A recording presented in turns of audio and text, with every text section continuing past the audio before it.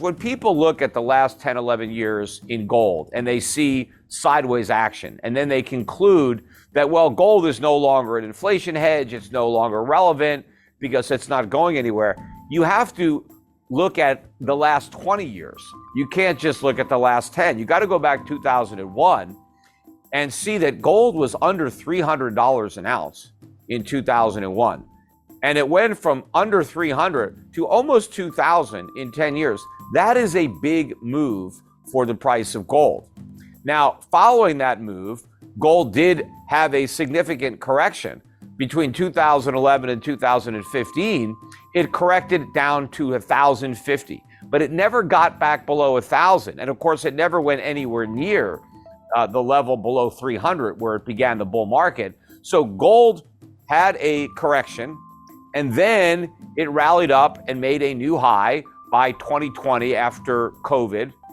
And it's pulled back a little bit from that high, but it is really consolidating the big move up from 300 to 1900, been trading sideways. It is building a new base from which the next bull market is going to be launched.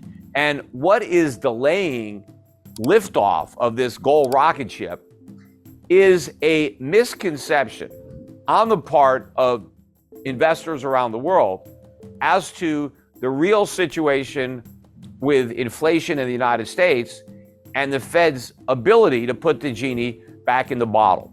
Because for years, the officials at the Federal Reserve were telling us that the problem was we didn't have enough inflation.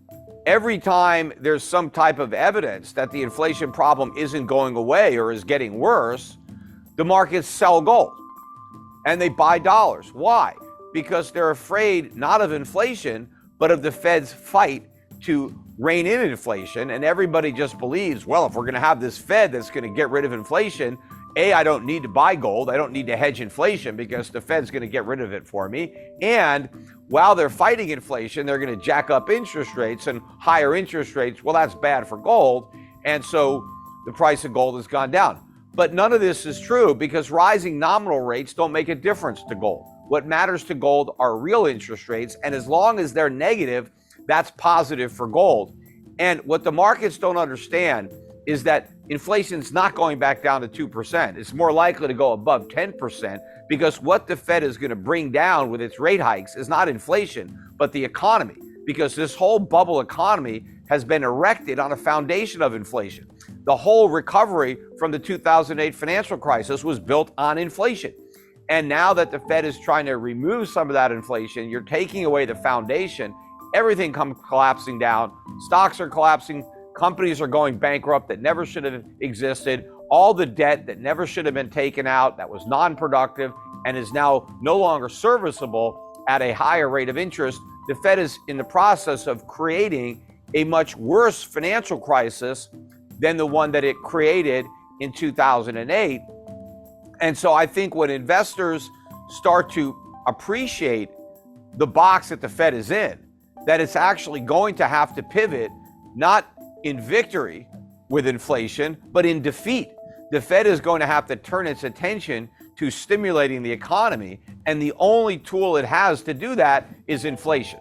Every problem that the Fed has tried to solve, it's done it with inflation. That's why this inflation problem is impossible to solve, because when your only tool is inflation, how do you solve the problem of inflation with inflation? You can't. This is a problem that the Fed can't bail us out from. And when the markets wake up to this, when the Fed has to go back to quantitative easing, even though inflation is nowhere near 2%, then I think the bottom is going to drop out of the US dollar, and I think gold's going to go through the roof. In fact, we've already started to see this correction. The US dollar index, which was bid up to almost 115 a couple of months ago, is now down to 105. That's a significant decline. The chart looks very toppy for the dollar. At the same time, gold has rallied.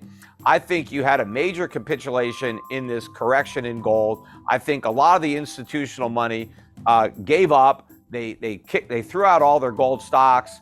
A couple months ago, you had new 52-week lows in a lot of the big gold mining stocks, Newmont, Barrick, and to me, that was an exodus from the sector. worst trade you could have possibly done. The smart money was buying up these gold stocks. They could read the writing on the wall. And as the inflation rates move higher, and there's no way these central banks are going to stop that because of the massive amounts of debt that they have. Nobody wants to raise taxes on the middle class. Nobody wants to cut spending and cut Social Security or Medicare. So the government is going to continue to pay the bills by creating inflation.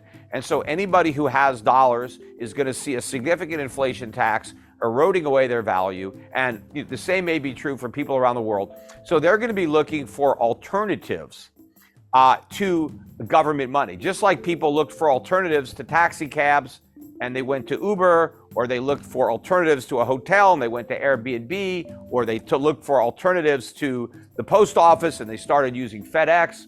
They're going to go back to gold as money, but they're not going to be carrying around their gold. The gold is going to be stored with a reputable third party, and that third party will issue a digital token like a Bitcoin that represents ownership of that gold.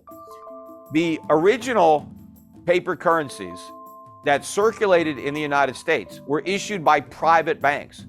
The Federal Reserve wasn't created until 1913. We had paper money before 1913, but it was all issued by private banks and it was all backed by gold. And what gave the paper currency value was the gold in a vault backing it up. Well, today, you can issue currency backed by gold, but you don't have to do it on paper. You can use blockchain and issue it digitally. You could take a token that represents ownership of gold that's stored that can be transacted and used as a medium of exchange and a unit of account much faster and much quicker than you could use Bitcoin. So if I want to make a transaction over the internet, and let's say I want to buy something from somebody in Australia and I want to pay him, I can instantly send him gold. I don't have to send him the physical gold. That gold sits in a vault. What I send him is my ownership certificate digitally of that gold. And so the ownership of the gold transfers from me to the person in Australia, but the gold continues to sit in the vault. Maybe it's a Brinks vault in Switzerland, something like that, but the ownership changes.